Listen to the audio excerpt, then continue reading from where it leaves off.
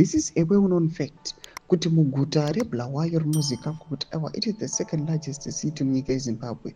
Ndo munozivikanwa kuti ndo mune vanhu vane bokozozo, vanhu vane mhirizhonga, vanhu vanokurumidza kujamuka, vanhu vanoonekwa kunzi vari brave, kana kuti ndo vangatosimuka vangagena courage dzekupinda mastreets. Saka muna mashoko ataona kuti kunyange zvakadaro, the government yadeploya vakomana vari kunyatsokuonekwa kuti they are geared, they are ready to thwart esemademonstrators nzvimbo subscribe like what on the bell icon. Ndina BBC Zimbabwe vanoposta mavidhiosi amuri kuona atisa mapictures, uchiona mawater cannons, muri kuona kuti mapolice cars pamwe chete matrucks emasoja, they were rolling up the Bulawayo CBD last night, achitenderera vachidzinga mota dzese sezvamungoziva dzakabhaniwa dzinge dzisina manamba plates dzisiri registered. Panguva ino tirikuona kuti Bulawayo ndiyo tirikuona kuti ndo yamaka the latest tiriona kuti ndo munyatsokufamba maheavy vehicles. Pana paBBC inoda chiti checkpoint current situation in Bulawayo Zimbabwe.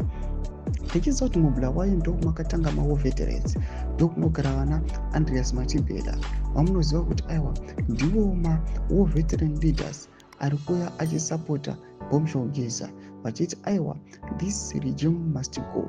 Tirikuona kuti Bulawayo panguva ino ndo yaramba iri a solid threat to the regime just because kuBulawayo they even sacrifice kuti we can lose our lives so long tafighta zvatinoda kuti zviite. Mashoko atirikuona panguva ino kuti the situation is now tense, but tirikuona kuti days they are now approaching. Tiona kuti the 31st of March atosvika uyu. Vanhu panguva ino all over the country vanhu vatogara vatotenga madata avo vakatomira kutoona kuti zvinhu zvichaitika. But there are some rumors, munokuziva vanhu pasocial media vanotaura zvakanyanyisa nekumwe kwavanenge vasina kuswera, vakutotaura kuti intaneti taafitira ngoinyemudziwa, vanyatsokuona kuti nekuda kwemaprotest aya ari kuonekwa kunzi they are deadly, vanhu vavatanga kutoona kuti Bomshogeza vane maatax akatanga kutokanda.